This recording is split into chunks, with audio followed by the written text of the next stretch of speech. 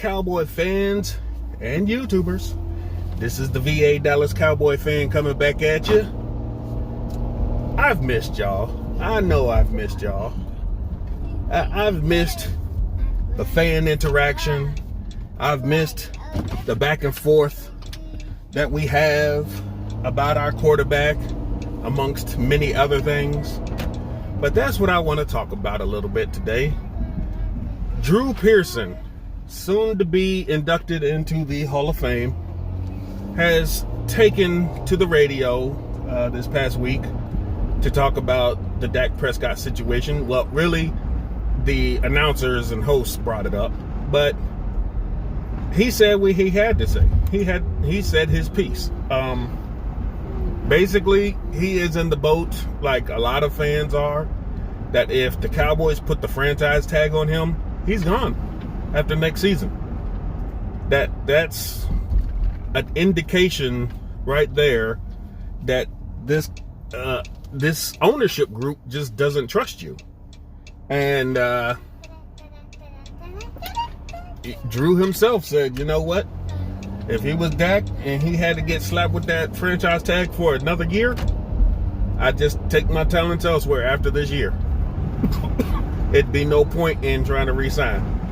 Because the ownership group basically has told you 2 straight years how they feel about you.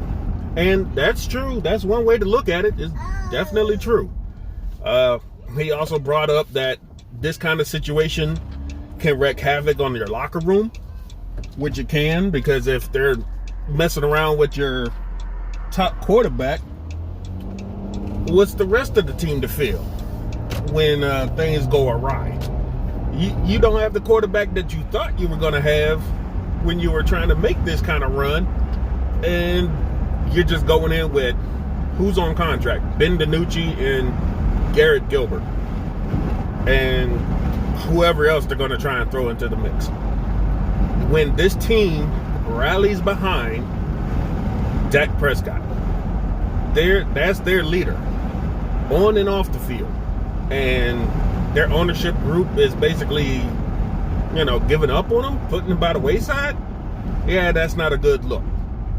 Free agents are going to take a look at that, and other organizations wow, is there maybe something terribly wrong with Dak, or are the Joneses just horrible owners? But that's something Drew brought up, is that if he gets tagged again this year, then you might as well just say bye-bye after 2021, because Dak will not be on this team. And I definitely can see that happening.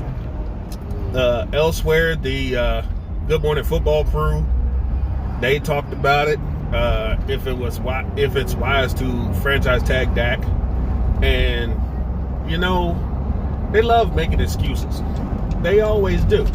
This time, the reason to throw a franchise tag on Dak is he must prove it again after he was injured. He's got to go out and prove to the organization that he can go out here and play again before they commit long term. But doesn't that kind of make you say, well, if you're not going to commit to me long term because of one ankle injury out of all the years I played for you, why would I commit to you? That's a recipe for disaster. Don't franchise tag me over an ankle when you gave Romo all that money and he's broken his back umpteen times. His back, his clavicle. I mean, y'all guaranteed him money. So no, I don't want to hear that bull. For injury, he's got to get tagged to prove it that he can still play at a high level. No, I don't want to hear that mess. Washington didn't give a crap that Alex Smith could have ended his career. I mean, you can't use this injury excuse to throw a franchise tag on a player, because if that was the case, there's a lot of players that would be franchise tagged. So they can get out of here with that line of thinking. But other things I wanted to touch on. Remember, half of the Cowboys contingent were mad that we didn't keep Byron Jones. Remember that? People were upset we didn't keep Byron Jones. He's a lockdown, shutdown corner on the other side. Yeah, well, I think Pro Football Focus or one of the other football sites went into a deep dive of corners this year, and Byron kind of graded out as one of the worst corners in the league. Can't say that we missed on that one. Basically, all the things that made him great, deflecting passes, shutting down a half of the field, it just wasn't working in Miami. He had more receptions thrown on him. He had more touchdowns thrown on him. I think his pass deflections was about the same, but he got 2 interceptions this year. And when you think about that from Byron Jones, who we let go for a big payday in Miami, you're mad about that, but we now got Trayvon Diggs, who basically did exactly what Byron did for way cheaper, and he's a lot younger.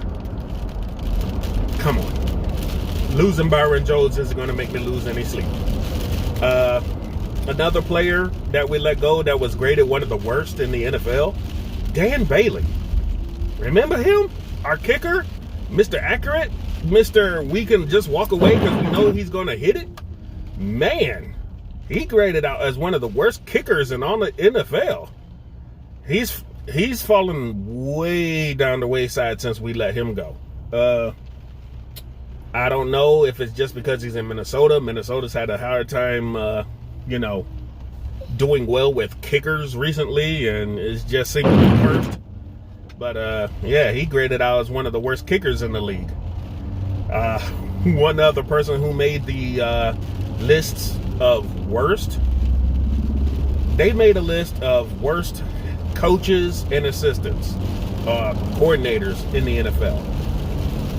Guess who was graded out as the worst coordinator in all the NFL? Mike Nolan. Remember that guy? How he managed to take a team that was pretty much 11th on average in defense and took them all the way to the bottom of the barrel. We were ranked out 31st in the league. Yeah, he graded out as the worst assistant in all of football. Only falling behind Matt Patricia and Adam Gase, I think. 2 head coaches that you knew they were done.